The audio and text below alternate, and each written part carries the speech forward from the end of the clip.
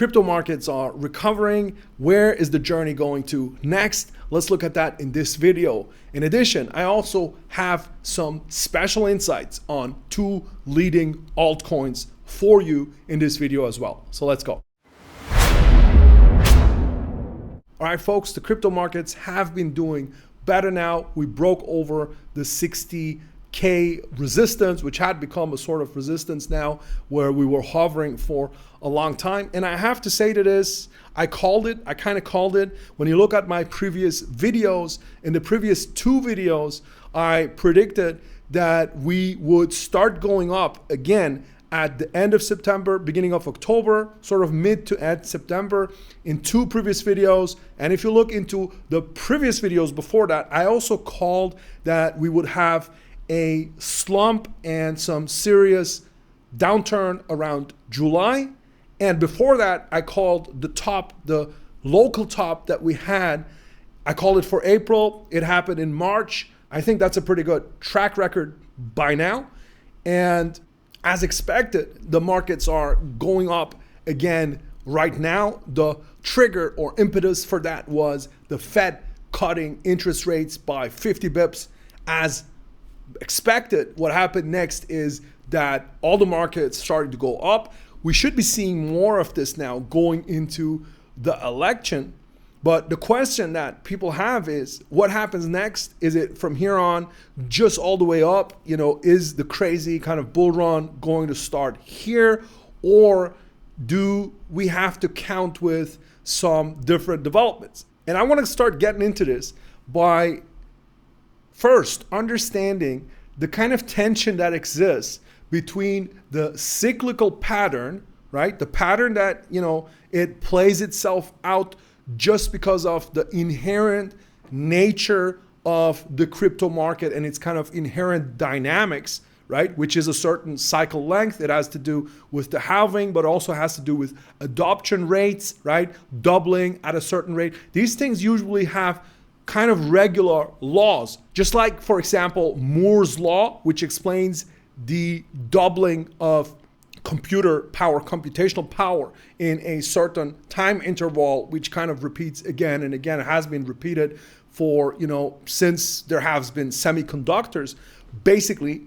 And, you know, there's many other such phenomena where we have this kind of regularity. There's Kondratiev waves, there's business cycles, if you know in economics a little bit about Schumpeter, you know, who studied this, and others who studied this. There's these kind of regular cycles that are occurring. And obviously in astrology, we're looking at regular cycles as well. So for instance, the stock to flow model, which is a very famous model, obviously, a very useful model, perhaps still, for understanding the general expected price levels in each bull run. It's based on this idea, right? It's based on this idea that there's this inherent dynamics, this inherent regularity, that after every halving, we have a certain order of magnitude. So this is a kind of a logarithmic scale that we have here, a certain order of magnitude that the price rises given enough time. And if you look at the actual price development, it's not been so far from that expected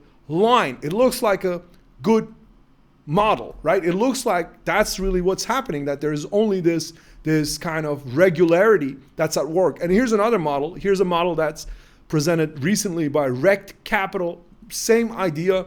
The idea is that, you know, after every halving, you have this correction, and then you have the real kind of parabolic bull run, which comes after that phase. And there seems to be the symmetry between the halving, you know, around the halving correction time and then the parabolic run that comes after. They seem to be kind of the same length. So therefore, the expectation would be that this is going to start now, and now we're going to get into in this case, an 18-bar parabolic run, which would sort of trigger now, right? So this is the idea if you're just looking at the regularity of the circles. But then obviously there is some other factor as well. That's why you can't just work with technical analysis and just looking at patterns. And the other factor is events, right? Events, things happen. And obviously the people who work with these models, they acknowledge that. So if you ask Plan B why the last bull run it was already starting to move away from the predicted model, he will tell you it's because of China. It's because of China cracking down and because of COVID, right? China kind of cracked down on all the miners and there was COVID, unexpected black swan event. And it's because of these black swan events that the pattern, the regularity that we're predicting from beforehand, it doesn't play out the way that we predicted it to, right? And this is where astrology comes in. Because in astrology, we really have both. We have the regularity, we have the cycles, right? So we can predict certain cycles, right? We can see there's correspondences between these cycles and then other events. And at the same time, we also see, because there's so many different cycles, we also see when certain events are more likely to occur, right? We can have an understanding, especially if we're working with intuitive astrology as well. If we have kind of a mundane understanding, if we know what's happening in the world, we're going to get much, much better at understanding when certain events can occur, right? So not to tout my horn here, but I predicted the 2020 crisis as well. So I have a video on this where I just mentioned this, but very briefly, but it's not very explicit, but I have an email that I wrote to a bunch of people. And I wrote that years before. I wrote that like 5 or 6 years before the 2020 crisis, where I go in great detail saying in 2020, world economy is going to collapse. At some point, I'm going to publish this. I'm going to show this to people, just not to, to present myself as a great kind of prediction machine or engine, but just to show that when you understand these cycles and when you understand how to read them and when you understand how to work with them, you can make these predictions. You can basically make the black swans much less of an anomaly, right? So that being said, when we look at the astrology, we should be able to complete the picture and to add in, fill in the blanks and understand what's going to happen next. Okay, so just going by the inherent dynamics, what should happen now is that we should see a massive parabolic run, and this parabolic run should go all the way to sort of summer 2025, right? July, August 2025, September 2025, around that time, those 2-3 months, right? Is that what's going to happen? Let's look at the astrology to answer that question. When we look at the chart for the current time as well as the recent kind of developments, first thing I want to show you is that there is a perfect confirmation for my thesis that I have shared many times here, that the Uranus aspects are what counts in crypto. Because now, this time, we started the recent uptrend and upturn, when we went over 60K, exactly on when? September 18, it was around September 18th, right? A couple of days ago, September 18th. And on September 18th, you had this beautiful grand trine here. You see, with the sun coming in to a grand trine with Uranus and Pluto, like clockwork, like designed. The moment, the day when the sun came into this grand trine, right?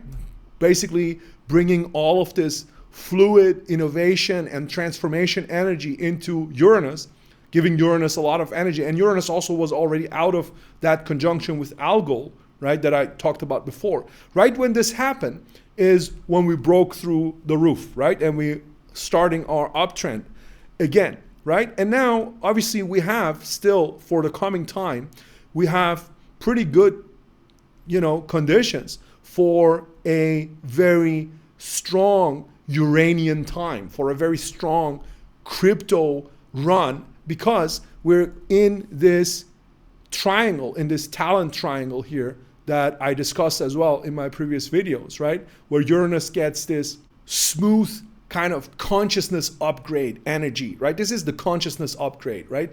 The collective consciousness upgrade, where we can basically expect a level up for the collective consciousness in terms of the worldviews of what's possible. Technologically speaking, masses of people suddenly starting to understand what's possible with decentralized technologies, with Web3, decentralized money, right? And all of the possibilities that it brings, but also outside of blockchain, obviously, a lot of other things that are going to happen under this constellation. I have a video on this Uranus-Pluto Neptune constellation. It has a lot to do with really upgrading consciousness towards new possibilities, mystical and psychological as well, not just economic. But this is going on for some time, right? And this is going to, and this goes basically until the elections, right? Because around the US elections, obviously, is what I'm referring to, right? And we should be seeing, until the US elections, we should be seeing a big run upwards, not just in crypto, in general, in the markets. Obviously, a lot of it is going to be also manipulated and designed by, the powers that want to see, that want people to go into elections kind of happy, not being too unhappy about the economy. But then, sort of around the US election time, you have Uranus go back into its conjunction with Algol. It goes back onto 25, 24, here 24. You see in November, Uranus goes back into the conjunction with this malefic star, which is here, right, in Taurus, which we talked about before as being a pernicious and negative influence, right? At the same time, Jupiter goes back here. Jupiter goes back into the square with Saturn, which is the sort of general contraction of the economy, right? Where you can't anymore kind of gloss over the structural problems of the economy, the general economy, which is in tatters in many ways, which is kind of waiting for a recession to happen, and which is overextended in many ways as well. The blown up, a bubble, right? A massive bubble that exists right now on the stock markets and in many other areas as well. And this is going to all come together with this Mars-Pluto opposition, which is going to be constellated in the sky for a long time. It starts in November, it starts, and then it goes for a long time. It goes, I have another video on this where this is going to correlate with the expansion of hostilities, right? Massive expansion of hostilities globally right after the elections. Hostilities, we're going to see erupt in the United States right after the elections. Hostilities are going to erupt on the global stage with Russia.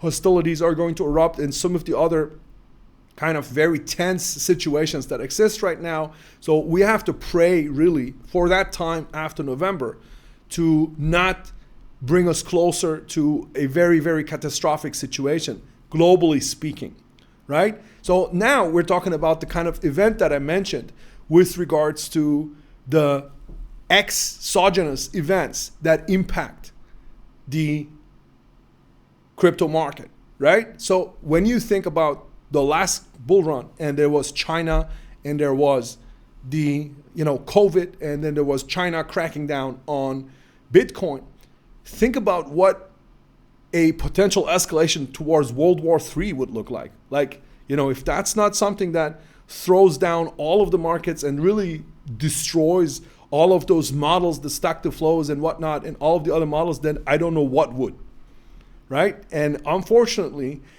it looks like that phase that comes right after the US elections is going to be very, very dangerous in this regard. It's not looking good at all in any way whatsoever.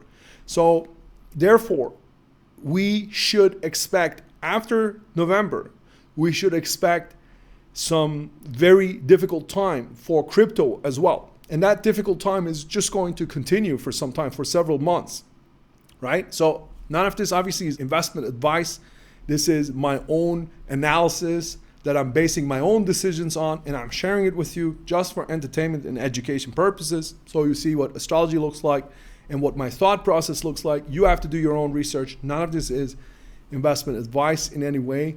But when you go back, to the chart, in my analysis, it's only after sort of May 25 that we can come out of this hole that I'm expecting, for us to have to experience, right? And then we have in the summer, we have this constellation here coming up with the Saturn-Neptune conjunction, which is super important, super significant. And this stands for the bursting of bubbles, right? This means the dream is over. Saturn, Neptune, right? Neptune is the dream, is the big kind of illusion. Saturn is the big principle of no, is the finisher, the limiter. This basically says the dream is over, the bubble bursts, right? The bubble is going to explode, whether that's the general kind of stock markets or the general economy. And this happens in summer 25. In summer 25. What does that mean for crypto? Is it bad for crypto? Could be bad for crypto. But then there's a kind of a saving grace for crypto, and that's that we have this same talent triangle, this very powerful talent triangle, constellating again, and this time Uranus will be completely out of the effect of algol, and instead it will be on the fixed star Alcyon in the first degree of Gemini, which stands for what? Which stands for immense prominence right here. So the fixed star Alcyon in August, July, which stands for the crypto and innovation space rising to immense prominence, right? Symbolically speaking. So this is a very possible scenario that we see a general crackdown, general collapse of the world economy. God forbid, but that's what the archetypal symbols look like. Accompanied at the same time with an immense surge of crypto in next summer, right? Next summer. But there is this very, very difficult phase in between, where that phase in between, it can really mess with all of those linear projections that we can see from the stock to flow model and other models like it. So now let's come to the altcoins. I was supposed to share on altcoins with you. And again, I didn't have much time here. I already did like a long video here on the general markets, but I will still do this here. I have been asked to do analyses on a lot of altcoins. And I am preparing those. I have like a list of 15 altcoins that I'm working on or that I'm looking at, with regards to analyzing them and presenting them to you. But I have to say it to this right before. First of all, before I go into that, make sure to subscribe to the channel if you haven't done so yet. Like this video. Also, if you want to work with me directly, you can find the links below. We can work together.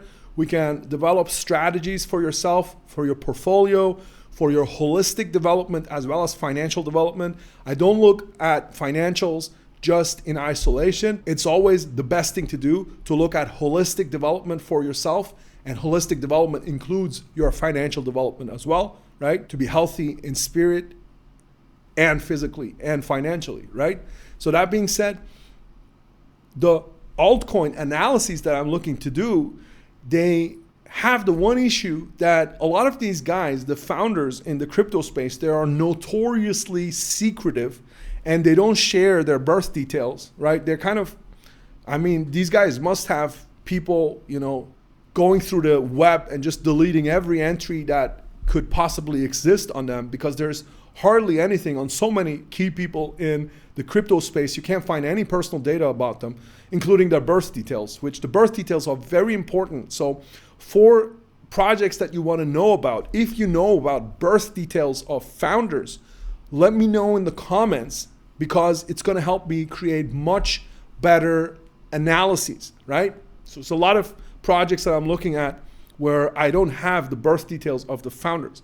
But be that as it may, you can look at the founder, you can look at the foundations, and you can look at the asset chart, which is the genesis chart for the coin when the coin was launched, right? Those are all viable charts. And specifically, I want to present to you some insights that I got on two coins, ADA, Cardano, and Polkadot, right? So a project of Charles Hoskinson and Gavin Wood, two super important people in the space. Gavin Wood invented the whole kind of Web3, at least the word, at least the terminology. And Charles Hoskinson obviously was a co-founder of Ethereum as well. And Cardano is one of the most ambitious projects, let's say, super ambitious project, like hugely ambitious. Like he's trying to do almost everything that you can imagine with this project. These two guys also do have very different philosophies, right? With how they're approaching it, with Gavin Wood and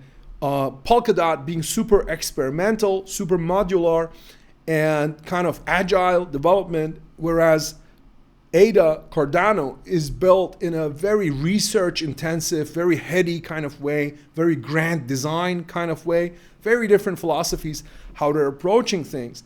And both of them are vying to take over from the number 2 spot, of Ethereum, and to become really the future operating system of the new web, of Web3, right? The operating system on which all the dApps are going to run, and all the applications and all the NFTs and whatnot, whatever else is going to be built in the next kind of levels of this journey. Now, when you look at the charts for how these two projects are going to fare in this coming bull run, in this coming cycle, in the current cycle that we're in, you see two very different things. So I'm going to start with Cardano first. And we have here the Genesis block here, which shows you the asset itself. And here in the Cardano asset chart, you have that constellation that I mentioned with regards to the bursting of bubbles, right? The bursting of illusions, the bursting of dreams, right? That constellation, it's here. You can see this here. It falls exactly opposite the sun of Cardano. Okay, the sun, what's that? The identity, the leader, right? The leader and the identity. Oh, you can't actually see this right now because of where my picture is, but now you can. So you see this here, that constellation, which is the bursting of dreams, it falls exactly in the opposition to the identity of this project in the next year, right?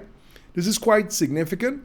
And then, if we look at the chart for the foundation, Cardano foundation, right? So always we need to see this. This is why I need to see the founders charts as well, ideally, because if it's really something that's supposed to happen this way, we need to see multiple hits. We need to see the hit at the same time, kind of synchronistically happening in the asset chart, in the foundation chart, in the personal chart, in the founder chart, right? Then I can really be much more certain that something's going to happen, right? And what is this something? You see here in the foundation chart, this same constellation, the bursting of bubbles, right? The bursting of dreams, right? It's opposing the Jupiter of the foundation. So the growth, right? So this is basically that some external events, right? In 2025, this is already 25, I'm in 26, but it's happening in 25, right? Some external events in 2025 are going to hamper and bring down, right, and obstruct the growth of the Cardano foundation through the bursting of some big dreams, right? Like, it's the time to dream is over and the growth is going to be stopped, right? This is what this constellation says. And it says it in the asset chart as well as the foundation chart, right? What about Charles Hoskinson himself? So let's look at that as well. Let's look at Charles Hoskinson himself. And here in his chart, we should be able to see something too, right?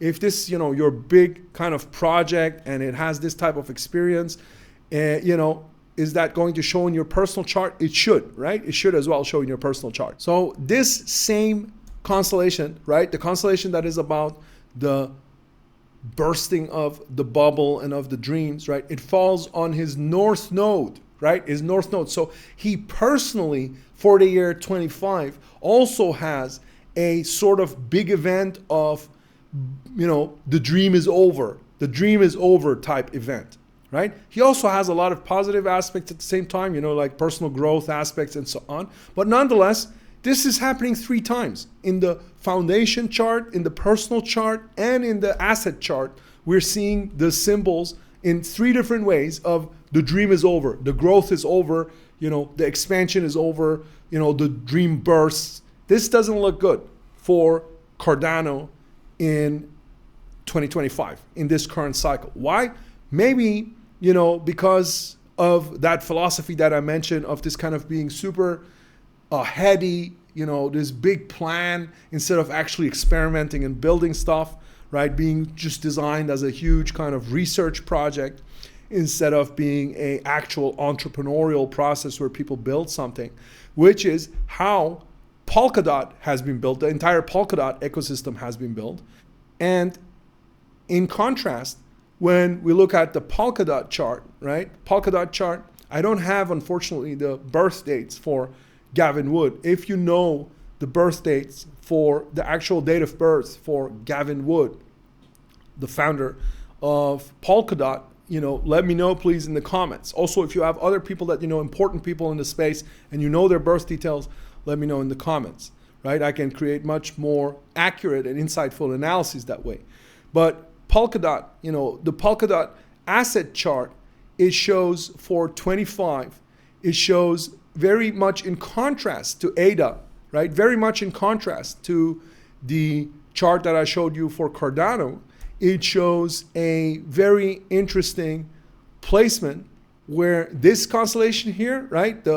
This bursting of the bubble in the general economy and the great rise of crypto, or right, the great rise of these innovative technologies, which happens at the same time, they're getting a harmonious trine and sextile here to the establishment, right, Saturn, Jupiter, of Polkadot, right? So Polkadot should be able to really establish itself in very, very significant ways in this time. And the same with, again, the same I'm seeing here in the Web3 Foundation, right? The Web3 Foundation is the foundation that manages the ecosystem, the Polkadot ecosystem. And for that same time, for 25, right, for kind of spring, late spring to summer 25, when we're expecting this big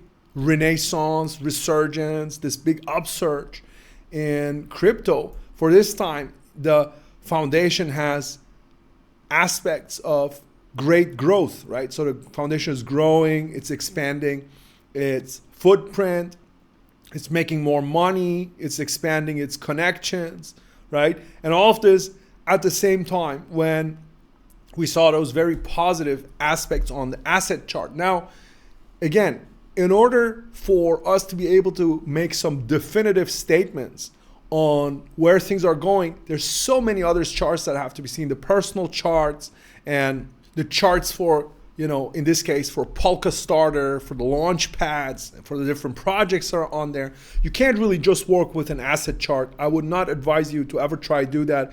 Just an asset chart on its own is not good enough to give you insight on whether an asset is going to perform well or not. But if you have multiple signs like this, if you understand the market, and then you also understand the people and the foundations and the assets, and you see something repeat as a pattern, then you can have a conclusion. My conclusion in this situation is that Polkadot has really good cards, really good chances for becoming a major contender, maybe taking over from Ethereum in this big upsurge that I'm expecting for 25, whereas Cardano, it looks to me like it's gonna see the opposite type of development. Now, for other projects, I'd like to look into other projects as well. As I said before, I need more details. I have some coming up like ICP and Solana and several others, but for others, I still lack the details and on the founders, on the founder birth details. If you know those, let me know. Also, if you want to see other projects, let me know in the comments. If you have other aspects and angles of the crypto space that you'd like investigated, I like doing this and I like sharing this and I enjoy sharing this with you. So let me know in the comments, subscribe, like this video, click. See the links below if you want to work with me, and be well until the next time. Be blessed.